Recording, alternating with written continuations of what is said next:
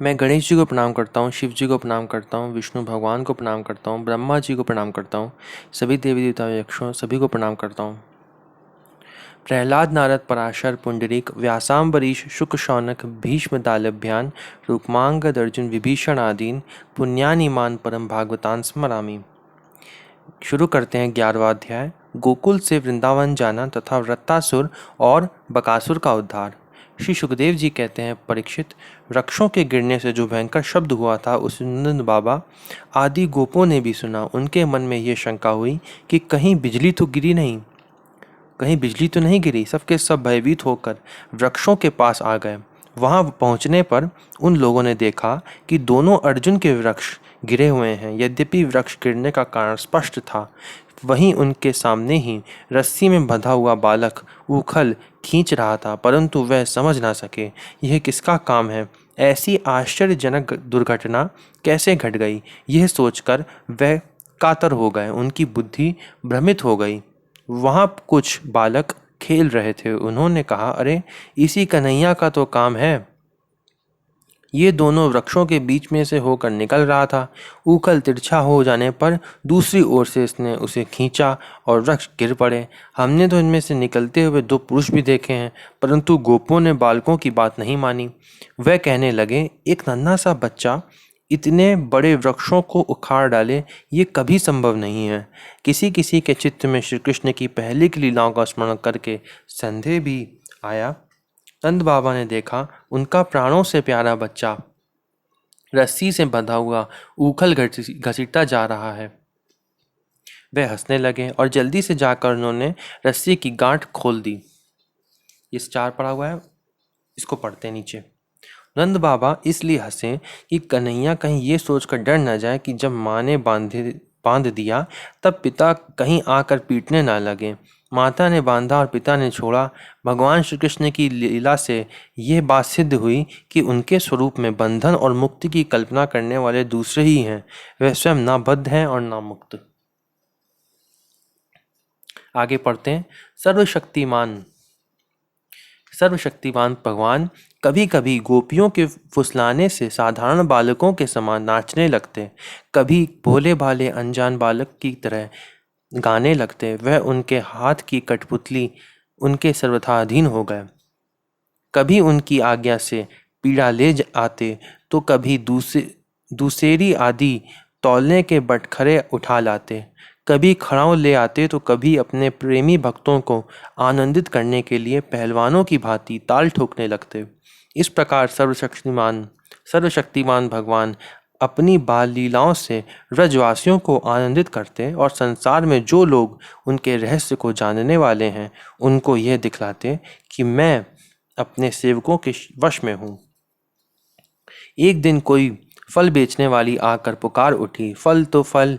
यह सुनते ही समस्त कर्म और उपासनाओं के फल देने वाले भगवान अच्युत फल खरीदने के लिए अपनी छोटी सी अंजलियों में अनाज लेकर दौड़ पड़े। उनकी अंजलियों में से अनाज तो रास्ते में ही बिखर गया, पर फल बेचने वाली ने उनके दोनों हाथ फल से भर दिए। इधर भगवान ने भी उसकी फल ले रखने वाली टोकरी रत्नों से भर दी। तदंतर एक दिन यमलार्जुन वृक्ष को तोड़ने वाले श्री कृष्ण और बलराम बालकों के साथ खेलते खेलते यमुना तट पर चले गए और खेल में ही रम गए। तब रोहिणी देवी ने उन्हें पुकारा, ओ कृष्ण, ओ बलराम, जल्दी आओ। परंतु रोहिणी के पुकारने पर भी वह आए नहीं, क्योंकि उनका मन खेल में लग गया था। जब बुलाने पर भी वह दोनों बालक नहीं आए, तब रोहिणी जी ने वात्सल्य स्नेहमयी यशोदा जी को भेजा। श्री कृष्ण और बलराम ग्वाल बालकों के साथ बहुत देर से खेल रहे थे। यशोदा जी ने जाकर उन्हें पुकारा। उस समय पुत्र के प्रति वात्सल्य स्नेह के कारण उनके स्तनों में से दूध चुचुआ रहा था। वह जोर जोर से पुकारने लगी, मेरे प्यारे कन्हैया, ओ कृष्ण, कमल नयन, श्याम सुंदर बेटा, आओ अपनी माँ का दूध पी लो। खेलते खेलते थक गए हो बेटा, अब बस करो। देखो तो सही, तुम भूख से दुबले हो रहे हो। मेरे प्यारे बेटा राम, तुम तो समूचे कुल को आनंद देने वाले हो। अपने छोटे भाई को लेकर जल्दी से आ जाओ तो। देखो भाई, आज तुमने बहुत सवेरे कलयुग किया था। अब तो तुम्हें कुछ खाना चाहिए। बेटा बलराम, व्रजराज भोजन करने के लिए बैठ गए हैं, परंतु अभी तक तुम्हारी बाट देख रहे हैं। आओ, अब हमें आनंदित करो। बालकों, अब तुम लोग भी अपने अपने घर जाओ। बेटा देखो तो सही, तुम्हारा एक एक अंग धूल से लथपथ हो रहा है। जाओ, जल्दी से स्नान कर लो, आज तुम्हारा जन्म नक्षत्र है। पवित्र होकर ब्राह्मणों को गोदान करो। देखो देखो, तुम्हारे साथियों को उनकी माताओं ने नहला धुलाकर मींज पोंछ कर कैसे सुंदर सुंदर गहने पहना दिए हैं। अब तुम भी नहा धोकर खा पी कर पहन ओढ़ कर तब खेलना। परीक्षित, माता यशोदा संपूर्ण मन प्राण प्रेम बंधन से बंधा हुआ था। वे चराचर जगत के शिरोमणि भगवान को अपना पुत्र समझती और इस प्रकार कहकर एक हाथ से बलराम तथा दूसरे हाथ से श्री कृष्ण को पकड़कर अपने घर ले आई। इसके बाद उन्होंने पुत्र के मंगल के लिए जो कुछ करना था वह बड़े प्रेम से किया।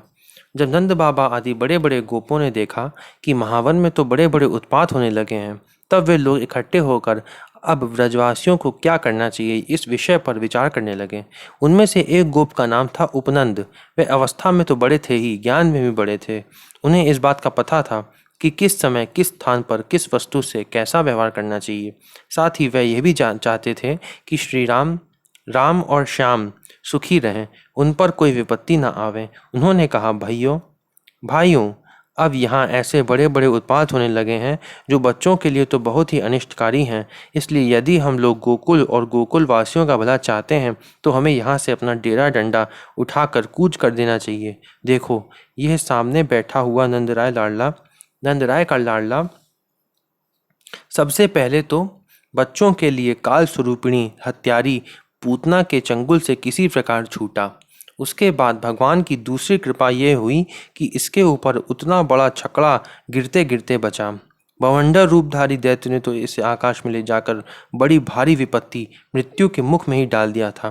परंतु वहां से जब वह चट्टान पर गिरा तब भी हमारे कुल के देवेश्वरों ने ही इस बालक की रक्षा की। यमलार्जुन वृक्षों के गिरने के समय उनके बीच में आकर भी ये या और कोई बालक ना मरा। इससे भी यही समझना चाहिए कि भगवान ने हमारी रक्षा की। इसलिए जब तक कोई बहुत बड़ा अनिष्टकारी अनिष्ट हमें और हमारे व्रज को नष्ट ना कर दे, तब तक ही हम लोग अपने बच्चों को लेकर अनुचरों के साथ यहाँ से अन्यत्र चले। वृंदावन नाम का एक वन है।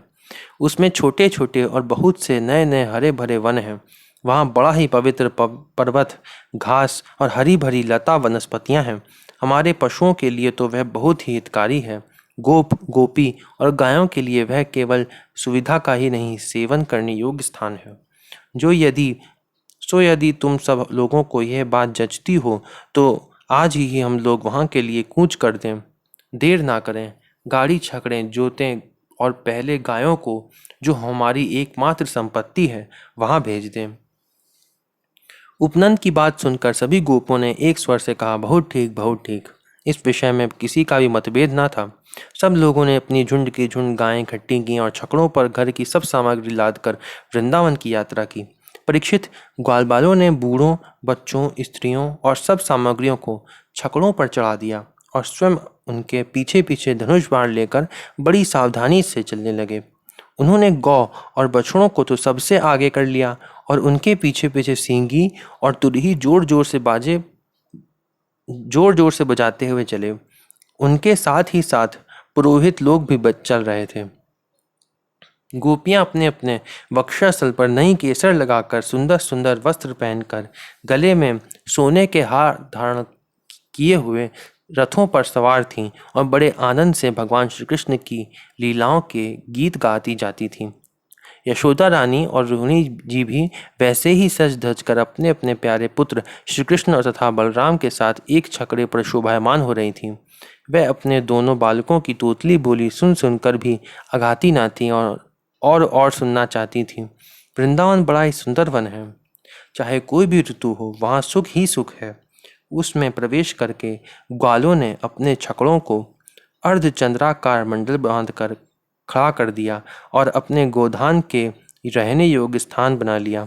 परीक्षित, वृंदावन का हरा भरा वन, अत्यंत मनोहर गोवर्धन पर्वत और यमुना नदी के सुंदर सुंदर पुलिनों को देखकर भगवान श्री कृष्ण बलराम जी के हृदय में उत्तम प्रीति का उदय हुआ। राम और श्याम दोनों ही अपनी तोतली बोली और अत्यंत मधुर बालोचित लीलाओं से गोकुल की ही तरह वृंदावन में भी ब्रजवासियों को आनंद देते रहे। थोड़े ही दिनों में समय आने पर वह बछड़े चराने लगे। दूसरे ग्वालबालों के साथ खेलने के लिए बहुत सी सामग्री लेकर वह घर से निकल पड़ते और गोष्ठ गायों के रहने के स्थान के पास ही अपने बछड़ों को चराते। श्याम और राम कहीं बांसुरी बजा रहे हैं तो कहीं गुलेल या ढेलवास से ढेले या गोलियां फेंक रहे हैं। किसी समय अपने पैरों के घुंघरू पर तान छेड़ रहे हैं तो कहीं बनावटी गाय और बैल बनकर खेल रहे हैं।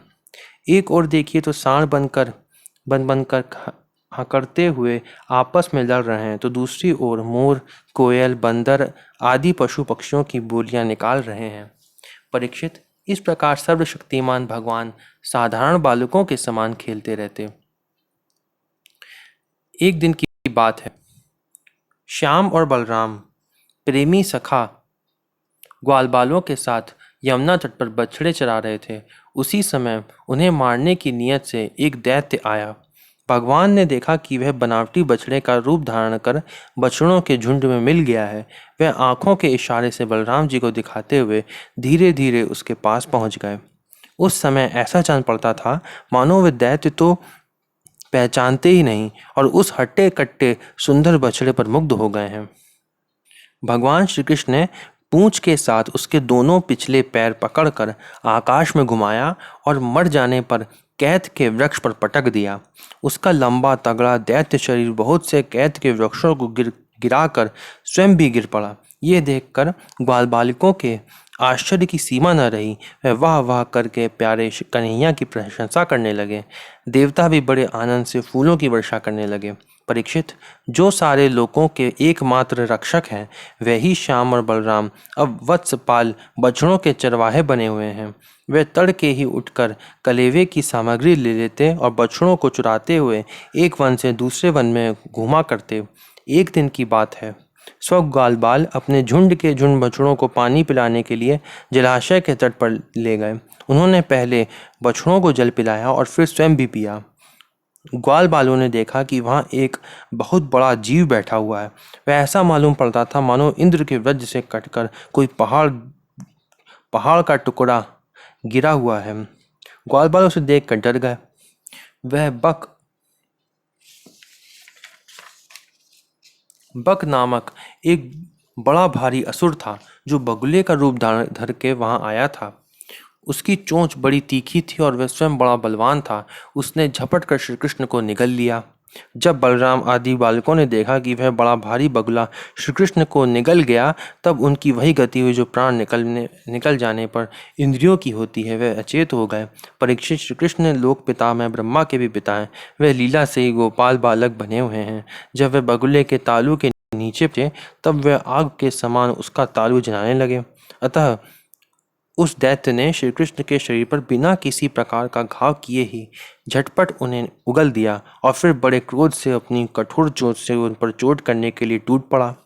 कंस का सखा बकासुर अभी भक्तवत्सल भगवान श्री कृष्ण पर झपट ही रहा था कि उन्होंने अपने दोनों हाथों से उसके दोनों ठोर पकड़ लिए और ग्वालबालों के देखते देखते खेल ही खेल में उसे वैसे ही चीर डाला जैसे कोई वीरण गाणर जिसकी जड़ का खस होता है को चीर डाले।